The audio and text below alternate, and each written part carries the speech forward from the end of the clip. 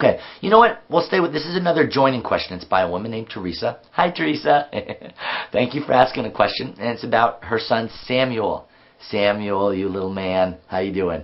Okay, so her son, Samuel, she's asking a question saying, my son, Samuel, has high-function Asperger's. Okay, this ABC works just as well with that.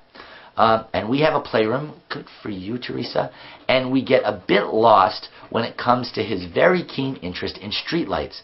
Not too sure how to join in this and where to go with it. Can you help? Absolutely, that is a great question. First of all, joining in this depends, remember, it depends on what your answers are to the assessment questions. Right? Because he has a keen interest in streetlights. I, to be totally honest from your question, don't know whether to join him or not. Because I don't know whether I'm getting a yes or a no to all those assessment questions. So for instance, I'll give you an example. If he is being very, very controlling, repetitive, and not so connected with you, then I would just join with the streetlights by just getting excited about them and encouraging him to talk about them and talking about them, and you got, you know, whatever he wants to do with the streetlights, so long as you, if you're in the playroom, that doesn't mean leave and go look at the streetlights, but you could bring a little streetlight into the room, you know, one that doesn't turn on, but just a little, or you could draw one, and that is great. I mean, just be really easy with him and excited about his excitement about the streetlights. That would be sort of more of a joining kind of thing with someone who has Asperger's syndrome, because you're not joining in a more traditional, clear way where we would join with, let's say, hand flapping or lining up cars. With Asperger's syndrome, it's a little more complex, which is great. So you're joining by just going with him, getting excited about the streetlights with him. If he's being rigid, if he's not being as responsive, if he's not being flexible, if he's not really looking at you, that kind of thing. Now, if you really have more of your son's attention and he's being a little more flexible and more interested in you, then you can also use streetlights if you want to. I don't know how he reacts to streetlights, if they're really ismy for him or not. But if he just really likes them, then great, you could play a game that's about, you guys have to put together a streetlight on a giant piece of paper and you have to decide who's going to draw what part of it, or you could pretend you're in a car together and you can drive and you have to stop at all the different street lights, and there might be different challenges in those exercises where he has to stop by the side of the road and you have to ask someone where the nearest street light is, or how to fix the street light, or where the nearest restaurant is, and maybe he has to explain to you where the street lights are, so you have to find them. There's lots of ways, and I know just from that verbal vomit I just threw at you, you're not going to be able to figure out all the different games. I would call us and get a phone consultation about that. But the thing to realize is you can absolutely use the streetlights in the room. Whether you use it to challenge or whether you use it to bond depends on where he is and what your answers are to the assessment questions. Okay, let's see. Great question. This is a great ABC question by Claire. Claire, very on point.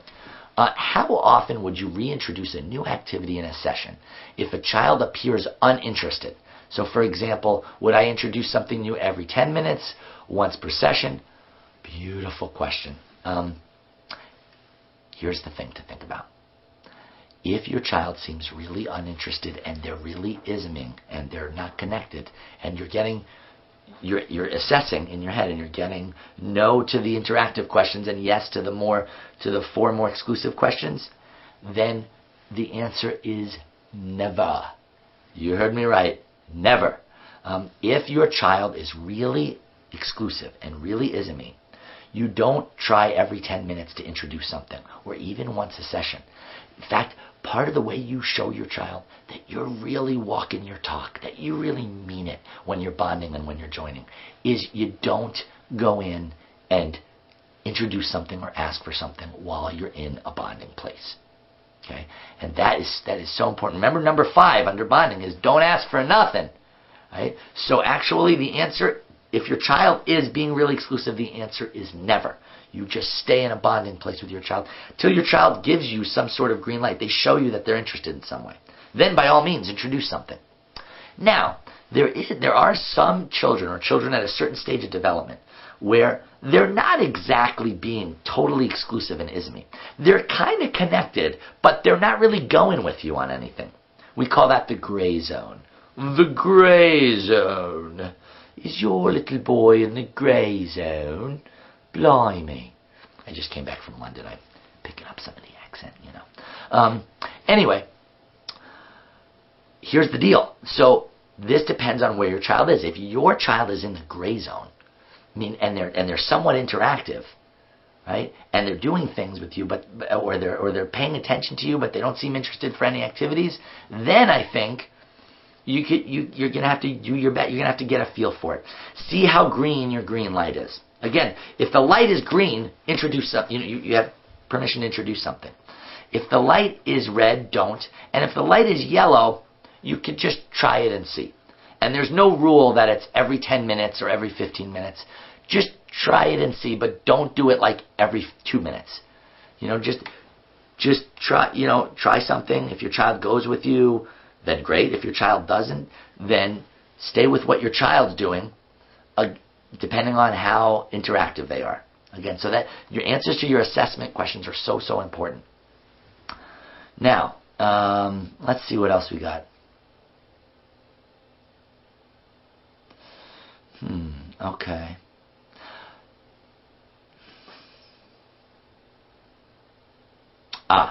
Okay, I'm gonna skip a few questions, because some of these questions, again, all of these questions that I'm reading are really good questions, guys. But some of them, like for instance, there's a detailed challenge question from Thusitha. That is a really cool name, by the way. Thusitha. Now, she's asking about some specific questions about verbal communication. Thusitha, if you have questions about specifically getting aspects of verbal communication, that's something you want to book a phone consultation for. Because I'm not going to be able to answer it in 2 minutes in a way that's going to be satisfactory to you. What we're trying to do today is give you an overview of what to look for and when. Actually, today I'm much more concerned with you getting better at the when, meaning when to challenge and when to bond, versus you knowing all the different nuancy ways to challenge, because that's a course in and of itself. That's why the advanced courses like New Frontiers and Maximum Impact are so useful. But this question is a great question. It's by Alba. Now, Alba, I'm betting that's your first name, but just in case it's your last name, you're not related to Jessica Alba, are you? No? Movie star? No? I was hoping. You never know, because she would be a great spokesperson for the Sunrise program. We're always looking for a celebrity spokesperson. If anybody here knows a celebrity who you think would be a good spokesperson for the Sunrise program, I am all ears. Okay, now, this one's by Alba. Sorry to get off point there, Alba. I know you had a good question. I want to answer it. My son goes from red to green lights really quickly. What do I do? Great question. That's, by the way, Alba, not unusual. A lot of our kids do that. If your son goes from red to green really quickly, you got to get really good at following your child. So, you want to be really observant. That's why that letter A, that first box, is so important. Asking yourself those questions, so important. Absolutely crucial. So you want to move with your child. Again, if you get really good at thinking about those questions, you'll follow their red light, green light much more quickly. Now, I will say this. If your child's going very, very, very, very quickly, between red, green, red, green, red, green, red, very quickly, then, every few seconds, then what you want to do is stay in the bond box, right? If it's going a little more slowly, but still fairly quickly from red to green, then you want to challenge, then bond, then challenge, then bond. Do that dance. But if it's super, super, super, super quickly, every few seconds, then stay in the bond category. You know why? Wait till you build up more of a connection so that you can get a stronger, more sustained green light. Because what your child might be saying, and I don't know your child, but what they might be saying is they're giving you a little interaction, and every time they give you some, you ask for too much. Right? I'm not saying you're doing anything wrong. That might be where they're coming from. So what you want to do is really take your time and build a strong rope between you two. A metaphorical rope, not a real rope, between you two, so that you can really build that connection. So stay in the bond category a little longer, and even if they give you a quick green light, still just stay in the bond category. And what that means is you're just going to celebrate what they gave you and do what they're doing with them and be really user-friendly and give them all the control Keep celebrating, but not ask for anything. And not try and get them to do anything or change anything. Okay, I hope that's helpful. All right.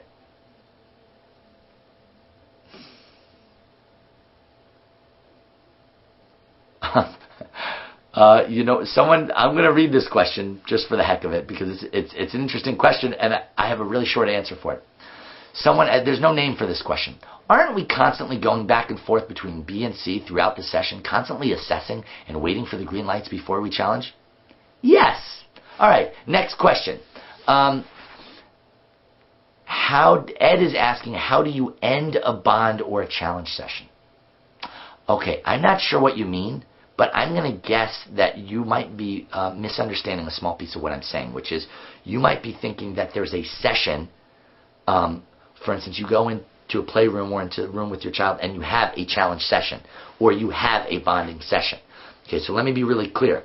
Your session is going to have A, B, and possibly C in it. Most sessions will have A, B, and C in it. Some sessions will only have A and B in it because you might never get to C in your session because you may never get enough of a green light. And that's okay. A session that only has A or B is enormously helpful and productive and useful for your child.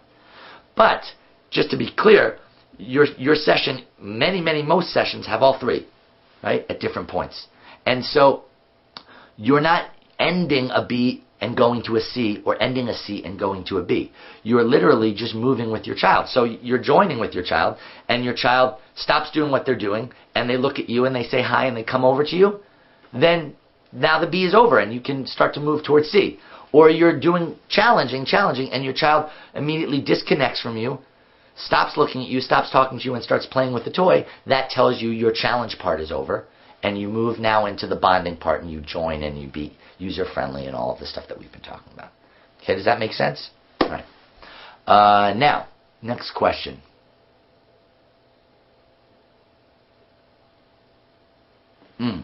My child has almost, this is by Sui. Sui! I love that name, Sui. I wish I knew where you were from because that is a cool name. My child has almost no play skills or interest in toys. She tantrums if you give her a doll or a figurine or any toy. She spends her time stimming on her hands. How do you motivate such a child? Oh, terrific question. And we can so help you with that. I'm telling you, we can really help you because she has so much capability in her. You might just not be seeing it yet, and that's okay. She'll get it. Here's the thing to realize. She may be perceiving you giving her a toy as actually a request. Which, to be honest, I would completely understand if that's where your little girl's coming from, because that's what it could seem like. You're giving her a toy, in a sense you're saying, play with me, or play with this, or do this. And if she's really in a state where she's really exclusive and sensory defensive, that's going to be perceived as a request, and she's not going to want that, and she might tantrum, and she might do that. So here's what you do. Two things. Number one, how do you motivate her? First, you can't motivate her to do something new until she gets a hold of where she is and you build a bond with her where she is. Okay, that's really important. So there's two things to do. One, for right now, just join her in her hand stimming. You just stim on your hands the way that she is isming on her hands. That's all. I know. It sounds like you're not doing anything, but you are. You're doing something really amazing. You're stimulating her mirror neurons and you're starting to build a connection between you and her. So that is absolutely crucial. It's very, very beneficial for you to do. Just join her in what she's doing. Now, the second thing is you are literally handing us on a silver platter an argument for why we have the Sunrise Program Playroom. Your little girl sounds like she's got a lot of sensory issues. Children with autism, vast majority, have sensory processing disorders, which means the way they're processing things through their eyes, their ears, and ultimately into their, really it's something neurologically that's happening in their brain. But what it means is that they're seeing and hearing things differently. It could be that her brain stem, which is that first lowest part of your brain that deals with the first order of sensory processing, it could be that is really overloaded. And so what you want to do in that case is you don't want to keep giving her lots of stimulation by handing her toys, taking her places, anything like that. What you want to do is you want to have a Sunrise Program Playroom which, again, you can call us. We can help you set one up. But basically, and you don't need to build a new room under your house. You can use a room you already have. But it's going to entail retooling the room a little bit so that there's no distraction, no overstimulation, and where she has total control in that room. And I am telling you, that will really help her start to be more flexible. If you do that and then you join her, that will help her to start to connect with you of her own volition and also to be more flexible and start to not be sensory overloaded so that she can start to take in more and do more, and it's not so overloading for her that she has a meltdown every time she gets one. Okay. All right. We have, try and get through. Oof. We won't get through all. We're making good progress here. Let me just see which. I'm going to answer one of these last several questions.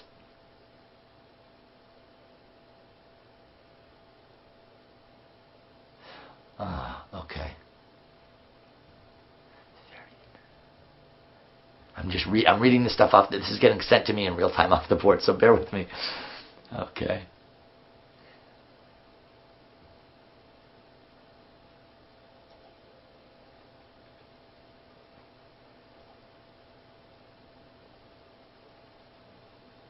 Oh, okay. First of all, I got to answer this question because it's really good. Is asking for a high five as a celebration when you are in the bonding category a request and therefore should be in the C category only? A big thank you from Tanya in Irvine. Tanya! Hey, I actually know Tanya. Tanya, how you doing, man? Thank you for watching and thanks for being part of this. I'm so psyched to have you. She's in Irvine, California, and she has been doing Sunrise for a while. She's great. She also gave me a ride to one of my lectures down in Southern California. Thank you, Tanya, again for that. Now, Tanya, that is an excellent question. The short answer is yes. Asking for a high five is a request, not a celebration. Now, it depends, obviously. Look, if you have a child for whom that is nothing, then it could be mostly a celebration. I mean, certainly I've gone high five to kids before, of course. I mean, it's fun to do. But the thing to realize is that, yes, when you are going, hey, high five, or give me a high five, or whatever, you are asking for something, and your child has to do something. And so, if you are in a bond category, technically by doing that, you are starting to edge into the challenge category. You're absolutely right. And so I would go with how, for any of you listening, I would go with how interactive your child is. If your child's really being exclusive and they finally look up at you, or they do something, or they say a word to you, don't go, hey, high five. Because you're just getting a little bit of interaction. All you want to do at that point is celebrate, and by asking for a high five, you're putting a tiny challenge in with the celebration. Okay, so I wouldn't do that. Now, if you have a child who's already in a sort of yellow light zone, and they're in the challenge area, actually, I would say this. Let me make it simpler. If your child's in the bonding category and they're kind of disconnected, and they give you something little, don't ask them for a high five. Just celebrate them. But if you're in the challenge category, and your child is doing something with you, but maybe they're doing something hard and they do it, then you can ask for a high five, because you're already in a place where they're being challenged. And it is also a celebration too. Don't get me wrong, you're celebrating your child too, but they're in more of a flexible state where they can see that as a celebration and experience that as a celebration and participate in it, and that will feel good for them versus feeling like, oh, it's just another thing someone's trying to pull from me. Okay, so I would say your child's not interactive, don't do it. If your child is interactive and they do something that you want to celebrate, you could do a high five, especially if your child likes it. All right. I want to read one more quickly. I'm not going to be able to give you a full answer, but I wanted to read it because I wanted to celebrate Bill, who's writing in. Bill says, we run a Sunrise program with 13 volunteers, 40 to 50 hours a week. Bill, seriously, you and your family are amazing. That is so awesome. That's like running a Sunrise program, full blast, the way it really works. I'm so excited that you're doing that. That is great. We would love to help you in any way we can help you. That is exciting. Our daughter has entered a phase of constant crying and tantrums. During these times, do we offer her toys slowly, or is it better to play by ourselves and wait for her to stop? That's a really good question. It's just a hair off point to the ABC, but I want to answer it, one, because you are doing such a magnificent sunrise program, and I want to support that, and two, because although it's a little off point, it's not far off point, and it could be useful for a lot of people listening. So here's the thing.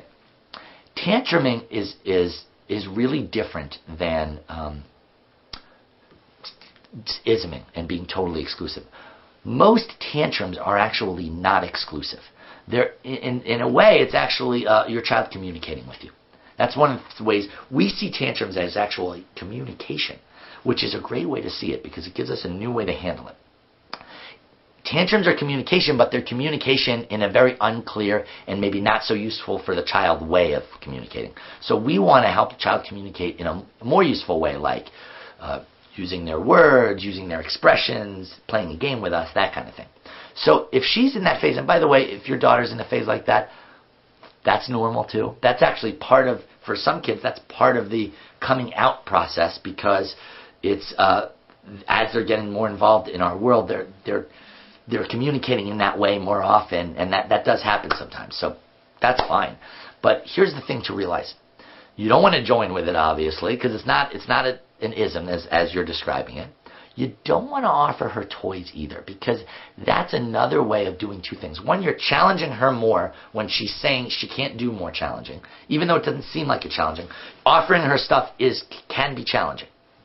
Secondly, you're also saying, I know that I respond to this kind of communication, and you don't want to show your child that this is the best way to communicate. So what I would do is, most importantly, be in a comfortable attitude, be really easy with it, know that she's okay, nothing bad's happening to her. In fact, this is part of her growth process, so just be comfortable with it. It doesn't mean anything bad about you as a parent or a therapist. All it means is she's trying to communicate, and you want to help her to do it in a clearer way. So I would just, once I would invite her to communicate with using her words. Say, oh, you know what? I hear you're screaming. That's okay, but I don't know what you want.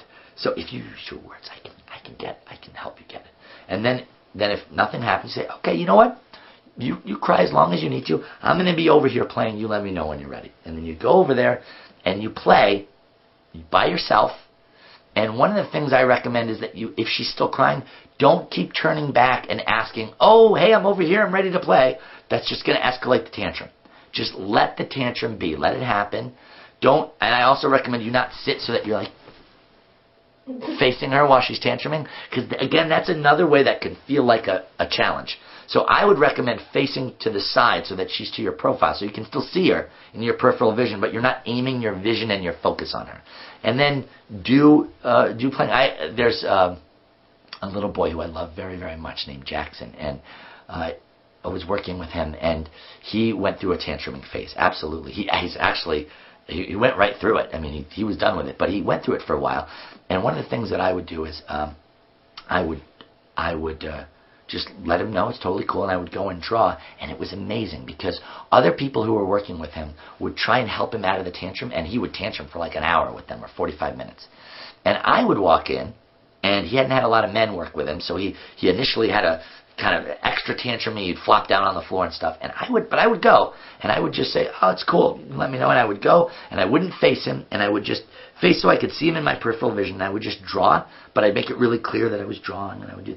And in literally 2 to 3 minutes, sometimes at the longest 4 minutes, always less than 5, he would get up, literally stop tantruming, and either get up and come over to me and like fall on me and try and get me to play with him, or he'd start laughing, or he would just start like looking at me, or he would take my hand. And it was really amazing to see the difference when he was dealt with that way versus when some of the other people working with him would try and get him out of the tantrum by either trying to encourage him to do something or going over to draw, but then keep looking at him and keep checking in. Hey, I'm over here ready to play when you're ready. Then his tantrum would just go on and on and on. So even though that's not strictly ABC, that's what I would recommend as your next step, Bill. And for all of you guys, thank you so much for coming. I'm really excited that so many of you are continuing to come out and wanting to learn more and take your children farther. I think that really matters in the world.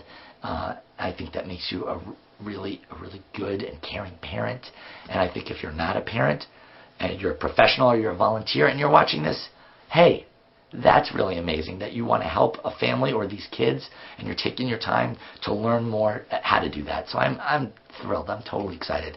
And even if I have no voice, by golly, I'm excited to have this time with you because we're going to help our kids and we're going to help them in a way that feels sweet and loving and caring and meaningful to us. So before I go, I just want to let you know, this is actually very important. We have a webinar on May 21st, Wednesday. May 21st, Wednesday. And that's going to be called Ask Any Question and Get an Answer. Oh my gosh, it's crazy. Okay, ask any question and get an answer. Now, if you ask us how to cure athlete's foot, I don't know if we're going to answer that question. But we mean like any question about your child. So ask us any question about your child. Some of you whose questions I didn't answer, by the way, those next time, Wednesday, May 21st, that's the time to ask those questions because there's no restriction on what kinds of questions you can ask. You can ask absolutely anything about how to help your child, and we will answer it for you. So that will be very, very exciting. And that will be at 12 noon, by the way, 12 noon on May 21st, Wednesday. The other thing I want to remind you, you can go to autismtreatment.org. That's our website. You can go on our free message board, talk to other parents there, and also hear lots of good answers from teachers to questions that you may have. That's on the message board. You can also go to autismtreatment.org/research, and you can actually see, number one, you can get an update on what we're doing with research with different universities in England and the United States to do get published studies on the Sunrise program. You can also read a really great paper. It's very thick and academic, but it's really good, and its paper culls together. It's called Research Supporting the Sunrise Program, basically, and it culls together research that's already been done that supports exactly the principles that we're talking about now and that we use with your kids. So that's very exciting also, especially if you have a skeptic, you can send them over there. I do think it would be really helpful, if you don't have it, to get Breakthrough Strategies for Autism Spectrum Disorders on DVD. That's the lecture of mine. It comes with a booklet with the principles and how to use them that follows along with the lecture. It's great. The lecture is broken up into principles, so you can go to different chapter headings and just watch the part on joining, or just watch the part on motivation, just watch the part on environment, that kind of thing. So it's a really useful tool to have, not only for yourself, but to train volunteers and to show other people about your program. Lastly, you can call us at 1-877-SONRISE, 1-800-714-2779, or 413-229-2100, and you can actually book a free call if you've never been here and you want to find out about how the Sunrise Program startup and the Sunrise Program sequence of programs will help you and your child. You can also call that same number to book a paid phone consultation where one of our teachers will get on the phone with you and will help you with all your different questions as well as your attitudinal struggles as well, and will really help you with your program and help you really deal with all the different challenges and changes that are coming up with your child and help you make the most of that. So thank you very much, and we will see you next time.